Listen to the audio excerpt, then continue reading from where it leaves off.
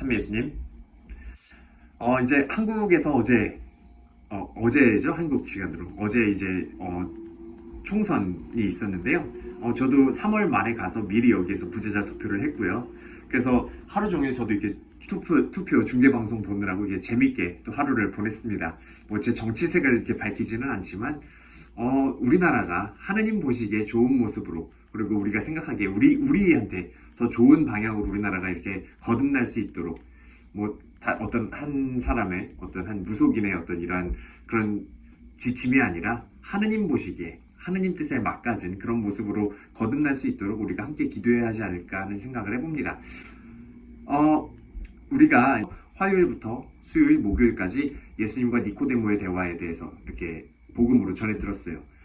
그래서 이 니코데모라는 사람에 대해서 함께 나누어 보고 싶어요. 이제 성경 공부를 조금 하셨거나 아니면 성경에 관심이 있어서 이것저것 책을 많이 찾아보시고 유튜브 강의도 들으시고 여러 가지 이렇게 하셨던 분들은 이미 다 아는 내용이실 수 있겠지만, 이 요한복음 전체의 맥락 안에서 니코데모라는 사람에게 이제 초점을 맞추어서 살펴보면 참 이 예수님의 이 가르침이 한 사람을 변화시키는 그런 장면을 바라볼 수 있게 됩니다.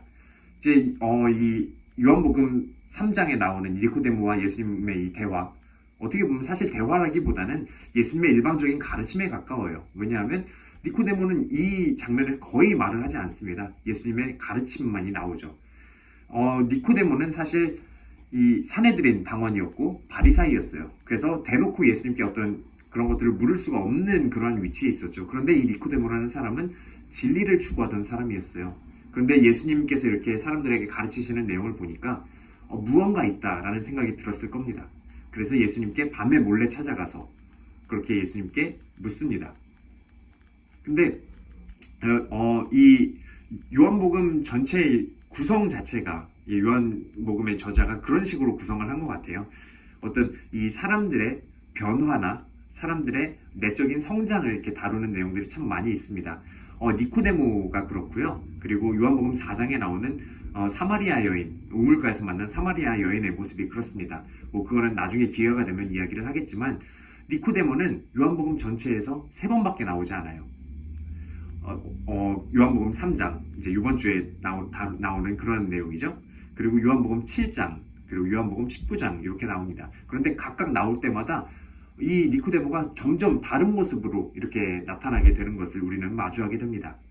먼저 이제 이번 주 복음에서 나오는 그런 내용을 보면 잘 이해하지 못해요. 예수님께서 가르쳐 주시는 내용을 잘 이해하지 못하고 계속해서 묻기도 하고 잘 이해하지 못하는 모습만 보여주고 그렇게 있습니다. 사실 이 니코데모와 예수님과의 대화가 하느님이 우리 인간들에게 해주신 그런 모든 업적을 다 담고 있는 그런 내용이에요. 우리가 어제 복음에서 들었던 것처럼 하느님께서는 세상을 너무나 사랑하신 나머지 외아들을 내주시어 그를 믿는 사람은 멸망하지 않고 누구나 영원한 생명을 얻게 하셨다. 이게 사실 하느님의 구원 역사를 한 문장으로 그렇게 요약한 내용입니다. 그렇게 우리 가톨릭 교회, 우리 그리스도인들의 어떤 그런 핵심을 꿰뚫는 그런 내용을 이렇게 가르치시면서 잘 이해하지는 못하지만 니코데모에게 계속해서 설명하려고 그렇게 노력하시는 예수님의 모습을 보게 돼요. 그래서 처음에는 이렇게 밤에 몰래 찾아오고 이렇게 자신감이 없는 모습으로 잘 이해하지 못하는 이러한 니코데모의 모습이 7장에서 어떻게 이루어지느냐, 사실 시간이 좀 있었을 겁니다. 4장에서 나오는 이 내용과 7장에서 나오는 내용 사이에 시간이 좀 있었을 거예요. 그래서 이 가르침을 듣고 아마 니코데모는 계속 곱씹으면서 이게 무슨 내용일까, 그리고 예수님의 모습을 보면서 어떤 말씀을 하시는 걸까, 어떠한 진리를 나에게 가르쳐 주시는 걸까, 이렇게 고민을 했을 거예요. 우리는 그 시간을 어떤 신학적 성숙의 작업이라고도 할 수 있고, 신앙적 성숙의 작업, 다른 말로 기도라고 할 수도 있겠죠. 그러한 기도의 시간을 이렇게 보낸 이후에 니코데모는 다른 바리사이들과의 대화 안에서 예수님을 거슬러서 이렇게 예수님을 어떻게 죽일까 모의하는 사람들, 바리사이들과 사내들인 당원들에게 이렇게 이야기를 합니다. 우리 율법에는 먼저 본인의 말을 들어보고 또 그가 하는 일을 알아보고 난 뒤에야 그 사람을 심판하게 되어 있지 않습니까? 그러자 그들이 니코데모에게 대답하였다. 당신도 갈릴레아 출신하는 말이요, 성경을 연구해 보시오. 갈릴레아에서는 예언자가 나지 않소.